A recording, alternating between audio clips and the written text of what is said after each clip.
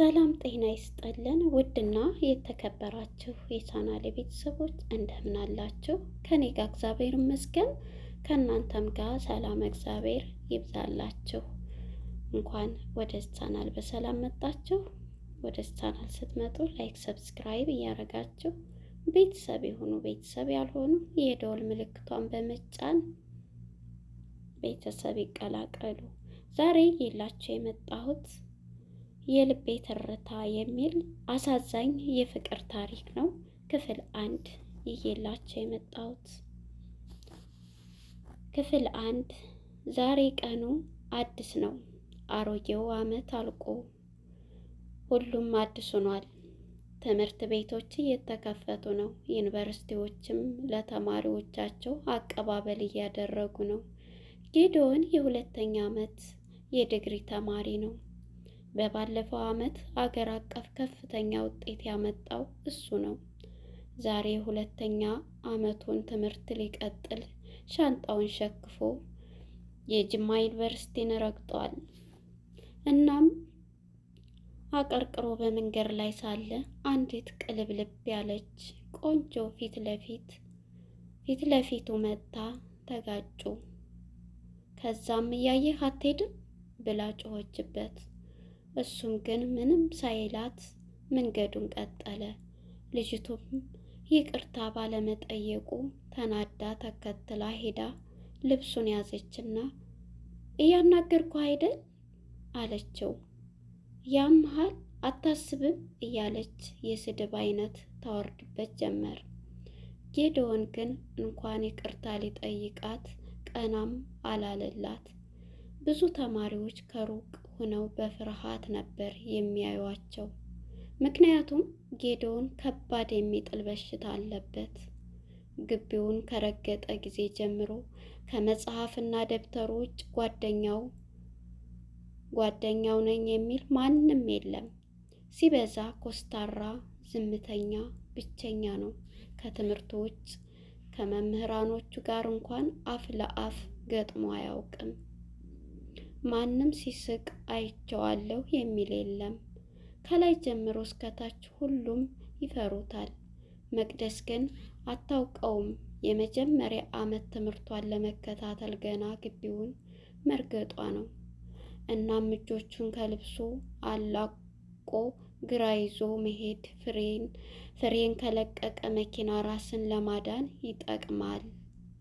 እኔ ባላይሽም አንቺ እያየሽ መሄድ ግዴታሽ ነው አላትና አመናጭቋት ሄደ። መቅደስም ሁኔታው ገርሟት በነበረችበት ቆሞ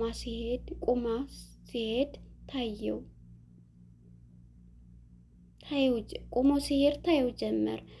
እናም እግዜር አወጣሽ የሚሉ ቃላቶች ከብዙ ተማሪዎች ወደ እሷ ተወረወሩ። ሁኔታው ግራ አጋባት።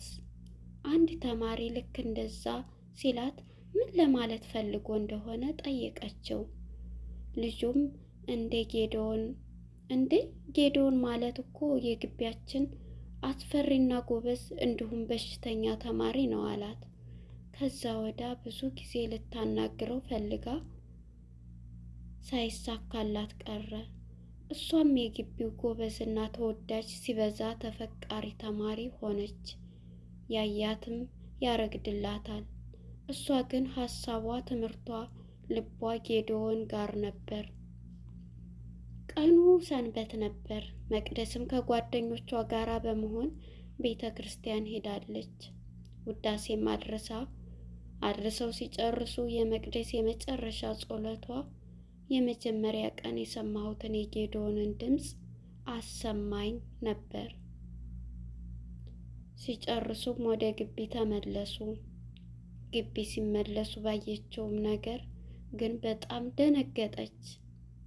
አንድ ወጣት መሬት ላይ ተዘርሮ ሲንፈራፈር በአፍና አፍንጫው አረፋ ሲደፍቅ ነበር። በዙሪያው ብዙ ተማሪ አለ፣ ግን የሚረዳው አንድም ተማሪ አልታያትም አለ። ጓደኞቿም በነበሩበት ቆሙ። እሷ ግን ልትሄድ እግሯን ስታነሳ ጓደኞቿ ያዟት። መቅደስም ምን ሆናችሁ ነው? ልንረዳው ይገባል ብላ ጮኸችባቸው። አንዷ ጓደኛዋም ጌዶን እኮ ሁሌም ነው የሚጥለው፣ ደግሞ ማንም ተጠግቶት አያውቅም። ቢያጋባብሽስ? መሄድ የለብሽም ደግሞ ከአንድ ግቢ መምህራን ተማሪ ተለይተሽ የምትሄጂው ማን ስለሆንሽ ነው? እያሉ በየተራ ለፈለፉባት። እሷ ግን የሰማችው ጌዶን ነው የሚለውን ቃል ነበር።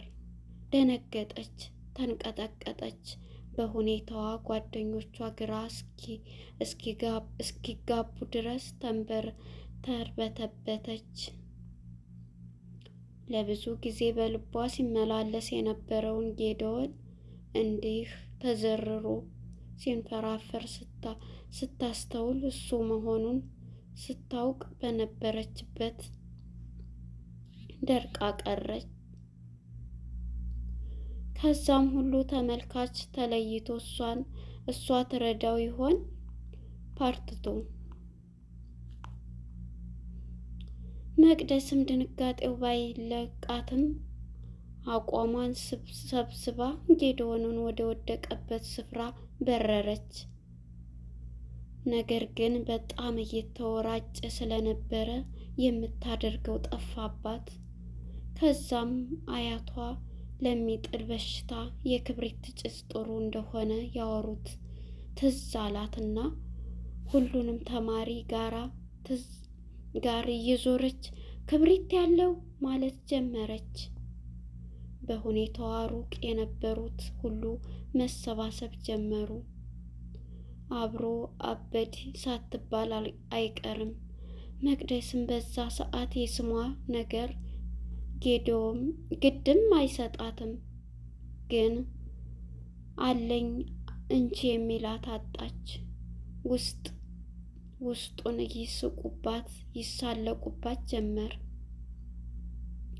ከሰው እያደርኩኝ ሰው እንዴት ይናፍቀኝ፣ ከሰው እያደርኩኝ ብርዱ እንዴት ተሰማኝ። እረ ጨከኑብኝ፣ ተደፍቼ እያዩኝ ባላየ ባልሰማ ዝም ብለው አለፉኝ። የማን ያለህ ልበል ከንባ ጎርፍ በቀር ሰው በሰውነቱ ሲቀር ሳይከበር። መቅደስ አለቀሰች። እንደምንም ብላ ጭንቅላቱን ጭኖቿ ላይ አድርጋ ባፍና ባፍንጫው የሚፈልቀውን አረፋ በለበሰችው ነጠላ ትጠርግለት ጀመር። አጭር ለማይባሉ ደቂቃዎች ማንቀጥቀጡ አላቆመውም ነበር። ከዛም ሲነቃ ሰውነቱ ሲረጋጋ ሁሉም ተበተነ። መቅደስ ግን አይኖቿን ከፊቱ ላይ ተክላ መንቃቱን ትጠባበቅ ጀመር። ከደቂቃዎችም በኋላ ጌዶን አይኖቹን ከመቅደስ አይኖች ጋር ተጋጭተው ተገለጡ። የመቅደስም አይኖች ማልቀሷን ያሳብቃሉ፣ ከንፈሮቿም ያንቀጠቅጣሉ፣ ጉንጮቿ በእንባ እርሰዋል፣ ላይን ያሳሳሉ። ጌዶን ትኩር ብሎ አያት። እሷም ከመደንገጧ የተነሳ ሰውነቷ መቆጣጠር ከበዳት። ጌዶን ቀስ ብሎ ከእግሮቿ ላይ ተነሳ።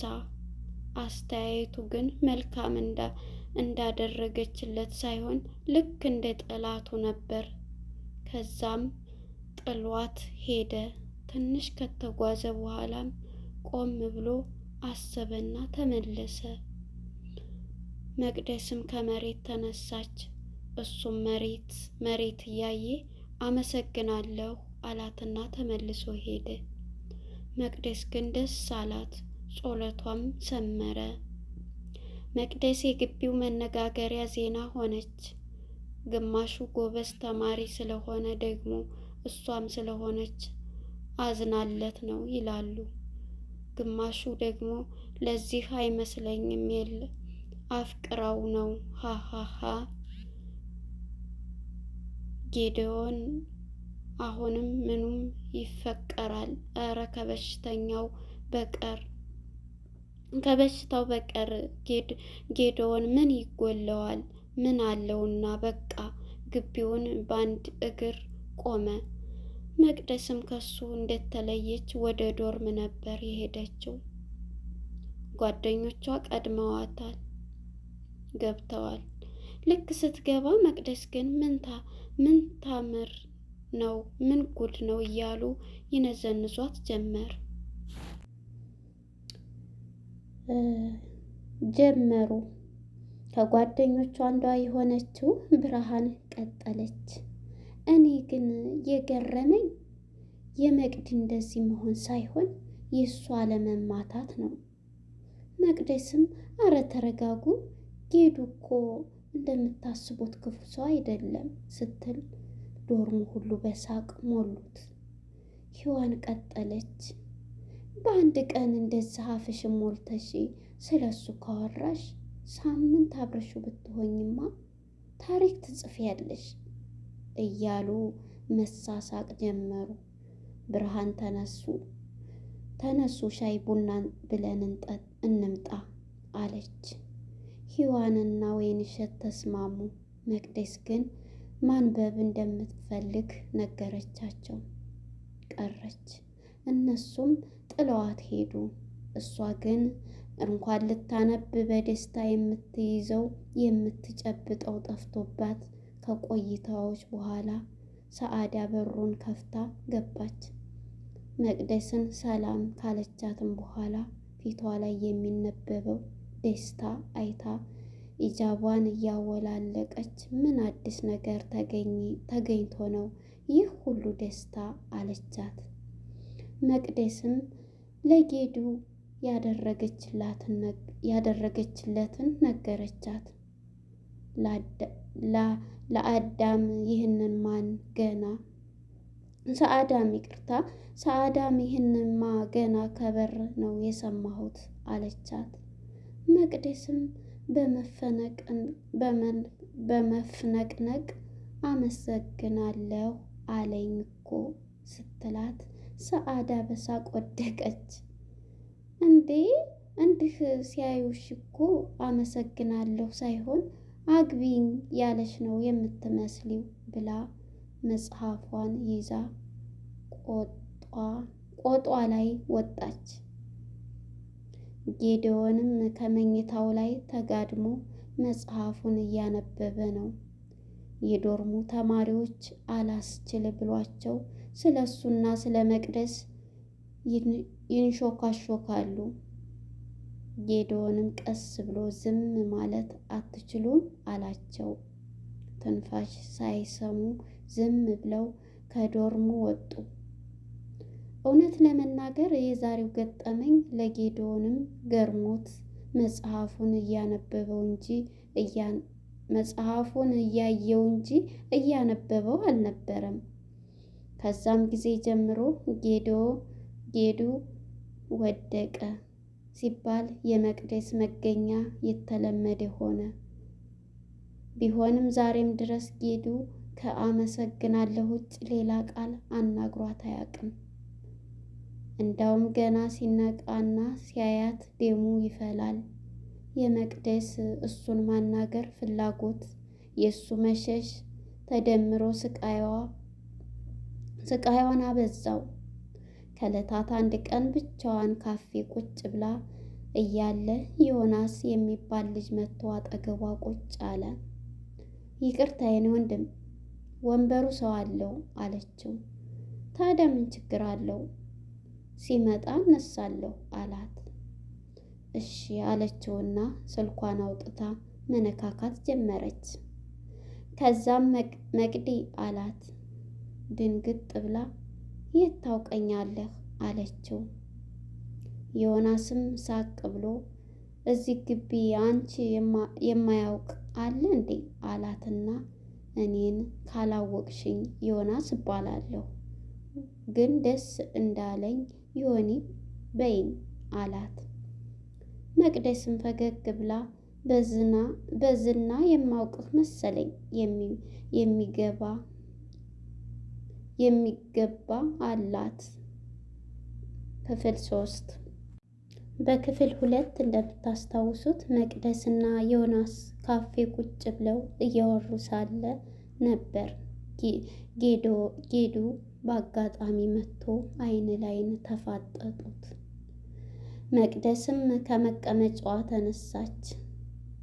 ጌዶም በነበረበት ቆሞ እሷን እያየ ጭንቅላቱን ያዘ። መቅደስ በድንጋጤ ሙክክ ብላለች። እንዳውም አይተው ሲገምቷት ባሏ ከሌላ ወንድ ጋር የያዛት ሴት ነው የምትመስለው። ጌዶም ሰውነቱ እንደማንቀጥቀጥ አደረገው። ይህንን ጊዜ ሊያመው እንደሆነ አወቀች። መቼም መቅደስ የግቢው ቅጽል ስሟ የጌዱ የግል ነርስ ሆኗል። በፍጥነት እየተንቀጠቀጠች ቦርሳዋን ከፈተች። ዮናስ ምንም እንዳልተፈጠረ ምን ሆነሽ ነው እንኳን አላላትም። ምክንያቱም ጌዶን አይቶታል። መቅደስንም ቦርሳዋን ጠረጴዛው ላይ ዘረገፈችው። ይህንን ጊዜ ዮናስ ብዙ ሴቶች ወደሱ እያዩ ስለነበረ ሸም ያዘው፣ ለመነሳትም አቃተው። መቅደስም በሚርበተበተው አንደበቷ ማን ነበር? ያ ልከኸኝ? አዎ ዮናስ ባክህ ክብሪት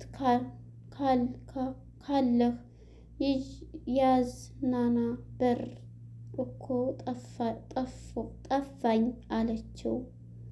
ዮናስም ከቦርሳዋ ከዘረገፈችው ዕቃ ወደ ክብሪቱን እያመለከተ ያውልሽ አላት። መቅደስም ክብሪቱን ልታነሳ ስትቸኩል የብርጭቆውን ጁስ ዮናስ ላይ ደፋችበት። ዮናስም በጣም ጮኸ፣ ግን አልሰማቸውም። ይቅርታም ሳትለው ክብሪቱን ይዛ ወደ ጌዶን በረረች። ከዛም ህመሙ ሳይብስበት ክብሪቱን አጭሳ ሰውነቱን አረጋግታ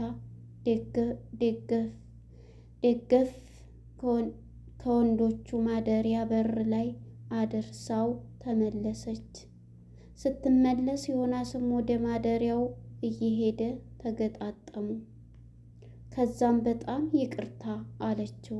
በእርግጥ በሰዓቱ ስትደፊበት ብዙ ሴቶች ቢስቁም የለበሰው ቲሸርት ሲያወልቀው ግን እንኳን ደፋችበት ያሉት በዝተዋል። የዮናስም ደረት ላይ ያሳሳል። ለነገሩ ምናልባት ከትምህርቱ ይልቅ ለሰውነቱ ቅርጽ ሲል ስፖርት ነው የሚወደውና ይቅርታ እንዳደርግላት ነገሯት። በሌላም ጊዜ ተገናኝተው እንድትክሰው ቃል አስገብቷት ተለያዩ። እንድትክሰው ቃል አስገብቶ ተለያዩ። ቦርሳዋም አስተናጋጅ አስተካክላ ስላጠበቀቻት ይዛ ወደ ዶርሟ ሄደች። ግራ የገባት ግን የእሷ መደንገጥ ሳይሆን የጌዶን እሷን ከሌላ ጋር ስላያት የህመሙ መንቀስቀስ ነው። እውነት ይወደኝ ይሆን ብላ አሰበች።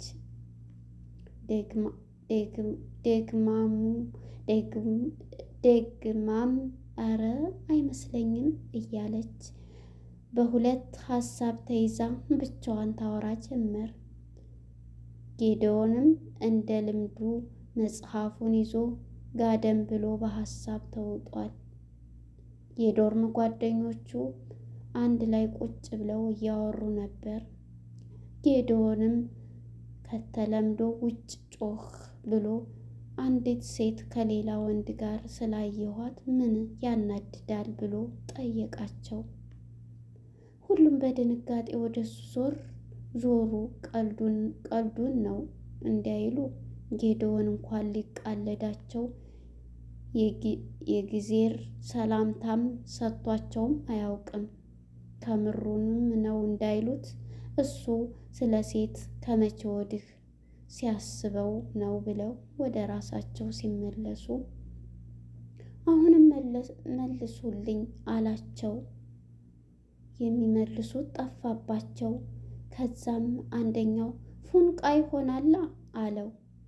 ጌዶንም ምን ማለት ነው አለው። ከዛም እንደምንም ተደፋፍሮ ፍቅር ይዞህ ይሆናል። ታዲያ ፍቅር ያናድዳል እንዴ ሲላቸው እየውልህ ጌዲ አንተን ስለ ፍቅር ለማስረዳት ከሀ መጀመር አለብን ሲለው አንደኛው ጓደኛው እንዴ መሳቅ ብሎ ዝም ለማስባል በቁንጥጫ መዘለገው። ልጁም ዝም አለ። ጌዶም ወደ ሀሳቡ ተመለሰ። ከዛም በሌላ ቀን መቅደስ የሚያፈቅራት አስተማሪ ሆን ብሎ ጌዶንን እንድትጠላው ለማድረግ መጽሐፍ ላይ የሌለውን ስለሚጥል በሽታ አስከፊነት ጌዶንን ምሳሌ አድርጎ ማስተማር ጀመረ። መቅደስ አበደች። ክፍሉንም በአንድ እግሩ አቆመችው። አስተማሪው ላይም የስድብ ናዳ አወረደችበት። ተማሪ ሁላ ግራ ገባው። የእሷ ፍቅር እስከ ምን ድረስ ነው? አስተማሪው እንደሚከሳት አሳውቆ ከክፍል አስወጣት። ሔዋንም አብራት ወጣች። ከወጡም በኋላ መቅደስ ግን ምን እየሆንሽ እንደሆነ ይታወቅሻል አለቻት። መቅደስም አዎ ይታወቀኛል። ሲጀመር ይሄ ትምህርት መጽሐፍ ላይ የለም። ሲቀጥል አንድን አገር አቀፍ ጎበዝ ተማሪ ምሳሌ ማድረግ የለበትም። በቃ ጌዶንን ማንም በክፉ ሲያነሳው መስማት አልፈልግም ብላ እጆቿን እያወራጨች ማልቀስ ጀመረች። ሔዋንም የምትላት ግራ ገባት። በቃ አሁን አስተማሪውን ይቅርታ በይና ወደ ክፍል ግቢ አለቻት። እሷም ይቅርታ ብላ ጮኸችባት። እንዳውም ብቻዬን ተይኝ ብላ እያለቀሰች ከዩኒቨርሲቲው ግቢ ወጣች። በንጋታውም ይህን ወሬ ተባስቶ ጌዶን የተኛ መስሏቸው ጓደኞቹ ሲያወሩ ሰማ። ጌዶንም ምንም ሳይል ከመኝታው ተነስቶ ወደ ሴቶች ማደሪያ ሄደ። በር ላይም ብርሃንን አገኛት። ከዛም መቅደስን ጥሪልኝ አላት። ብርሃንም በፍርሃት እየተንቀጠቀጠች ወደ ዶርም ሮጠች። በሩን በርግዳ መቅደስ መቅደስ አለች። እሷም አቤት ስትላት እያለከለከች ጌዶን በር ላይ ሆኖ እየጠራሽ ነው አለቻት። መቅደስም የምትገባበት ጉድጓድ ጠፋት። ቁጭ ብድግ ትል ጀመር። ለነገሩ እንኳን እሷ ጓደኞቿም ደንግጠዋል። ከዛ እንደምንም ተረጋግታ ሄደች። ገና ፊት ለፊቱ ስትቆም ጌዶን አይኑን እንባ አቅሮት ነበር። ከዛም ጮህ ብሎ ስሚ መቅደስ፣ ከዚህ በኋላ ስለ እኔ ምንም አይመለከትሽም። ብወድቅ ምንም ብሆን አንቺ አይመለከትሽም። ገባሽ መቅደስ? አይኗን በእንባ ሞልታ ትሰማው ጀመር። ቀጠለ። በቃ እኔ መውደቅ አዲስ አይደለም። ማንም አልፈልግም። እንኳን የበሽተኛ ምሳሌ የፈለጉት ያረጉኝ። ጌዱ በአይኑ የሞላው እንባ እንደ ጎርፍ ጀመር። ሁሉም ተማሪ ከሩቅ ሆኖ ያያቸዋል። ከዛ ጀምሮ ወድቄ ስነሳ አጠገቤ ባይሽ እመታሻለሁ፣ ስለ እኔ እንድትጎጂ አልፈልግም ብሏት እያለቀሰ ከግቢው ወጣ። መቅደስም በቆመችበት ቦታ ተቀመጠች። ጓደኞቿን መጡ። አቅፈውም ያባብሏት ጀመር። እሷ ግን ለቅሷ ጨመረ፣ ቅስሟንም ተሰበረ። አንድ የበረኛ ስበብ አንተን ለማየት ህመምህ ነበረ የሰጠኝ ብርታት። ፍቅሬን ባልነግርህም ቁጡነትህ ከብዶኝ መውደቅህ ነበረ መጽናኛ የሆነኝ። ዛሬ ግን ጨክነህ አትደገፊኝ አልከኝ። አረ መላ በሉኝ ሰዎች ምን ይዋጠኝ። እንግዲህ የተረቱ መነሻ ይሄን ይመስላል። ከክፍል 1 እስከ 3 ነው ያቀረብኩት። በቀጣይ ክፍል ምን ይገጥማል? በጣም አሳዛኝ ሳነበው ያገኘሁት አሳዛኝ የፍቅር ታሪክ ነው። በእውነት እስከ መጨረሻው እስከማየው ጓጉቻለሁ ማለት ነው። እና እንግዲህ ፍቅር በአጋጣሚ ነው የሚይዘው። አስበንበት ወይም አቅደንበት ጊዜ ሰጥተነው አይደለም። እና እንግዲህ አሁን ላይ መቅዲ በጣም ልቧ ተሰብሯል ለሰጣት መልስ። በእርግጥ እሱም ለእሷ እንድትጎዳ እንድትል አስቦ ነው እና እንዳትጎዳ በእሷ እንትን እንድትል አይደለ እያለቀሰ ያን ነገር እንትን ያላት። እሷ ግን ምንም ሰው ስለዛላት ምን ስለሰደባት ምን ስላላት ስለሳቀባት ቦታም አልሰጠችውም ነበር። እሱ ግን ከአጠገቤ እንዳላገኝሽ ሁለተኛ ወድቄም እንዳታነሽኝ የለመድኩት ነው በማለት ነበረ። ምክንያቱም እንድትጎዳ ስለማይፈልግ ሁሉም ሲስቁባት ስላየ ማለት ነው። እንግዲህ ክፍል 4 ላይ እሱም ሞቶ ሄዷል። እሷም እንግዲህ ልቧ ተሰብሯል በሰጣት መልስ ማለት ነው። ክፍል 4 ላይ እስኪ በምን እንጠብቃለን? እንግዲህ ፍቅር በአጋጣሚ ነው የሚይዘው እንዳልኳቸው። ይህ ፍቅር እንግዲህ መጨረሻው ምን ይሆን አለሁኝ። እንግዲህ ቀጣይ ክፍል እንጠብቃለን። ክፍል 4 ላይ ደግሞ ይዘን እንመጣለን ማለት ነው። እንግዲህ አቅራቢዋ በጣም አስተማሪና አዝናኝ ነው ብዬ ካነበብኩት ቻናል ቴሌግራም ያገኘሁት ነው ማለት ነው። በቀጣይ ክፍል እንጠብቃለን በጉጉት ማለት ነው። እንግዲህ ለቤቱ አዲስ ከሆናችሁ ላይክ፣ ሰብስክራይብ እንዲሁም ተወደዳችሁትም ደግሞ ሼር እያደረጋችሁ አበረታቱኝ ማለት ነው። ቀጣይ ክፍል 4ን በጉጉት እንጠብቃለን ማለት ነው። ከምንም በላይ እስካሁን ለነበረን ቆይታ እናመሰግናለን። ሰላም ለሀገራችን፣ ሰላም ለሕዝባችን። ያው ሰላም ሲሆን ነው አይደለ ሁሉም ዓለም፣ እኛም በየዓለሙ ስለሆነ ያለ ነው።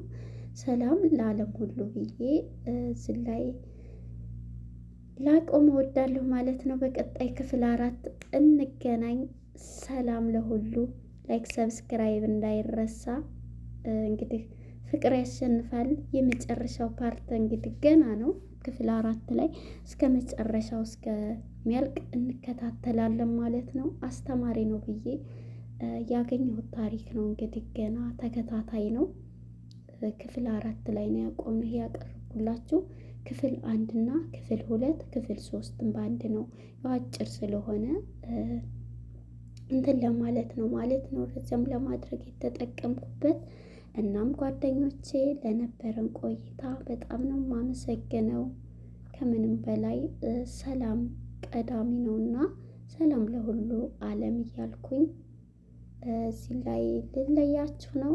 እናንተም እንዳትረሱ ላይክ ሰብስክራይብ እያደረጋችሁ እንደዛ አዳዲስ ነገሮችን ታሪኮችን የማቀርብላችሁ እኔ መቅደስ።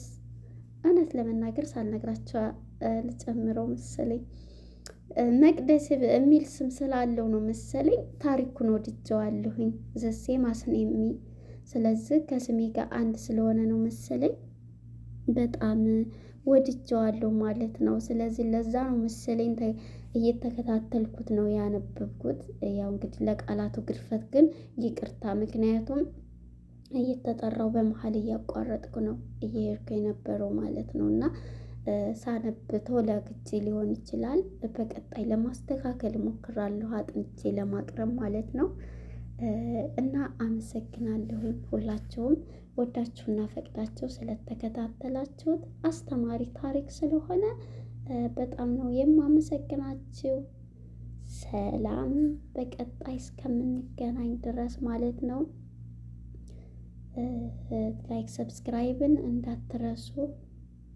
ለሁሉም ነገር ፍቅርን እናስቀድም ይላል እንግዲህ ገንዘብ ሳይሆን ፍቅርን። አሁን ላይ ፍቅር ስለጠፋ ልስት እንግዲህ ከታሪኮች አንዳንዴ ስንማር ራሳችንን ጀስት በዛ አይነት ውስጥ እንድናየው ብዬ ነው ይዤ የመጣሁት ማለት ነው። ላይክ ሰብስክራይብ እያደረጋችሁ አይኖ በጣም ስላስጠኝ ነው ማለት ነው። አመሰግናለሁ ሁላችሁንም። ባላችሁበት ሰላማችሁ ይብዛ። ቴንኪው ሶ ማች። መቅደስ ነኝ። ባይ ባይ። ላይክ ሰብስክራይብ አድርጉ። አረ መቅደስ አበዛችሁ። ላይክ ሰብስክራይብ ታይ ተረጋጊ። እና ለማንኛውም በቀጣይ ክፍል 4 እስከምንገናኝ ሰላም ቆዩልኝ። ሰላም ለሀገራችን፣ ሰላም ለሕዝባችን፣ ሰላም ለሁሉ ዓለም። በቀጣይ ክፍል እንገናኛለን። ኦኤምጂ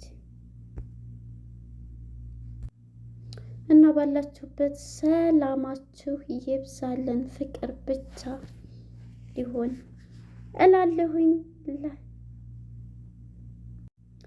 የመቅድን ታሪክ እንግዲህ በቀጣይ ክፍል 4 ላይ እንገናኝ ማለት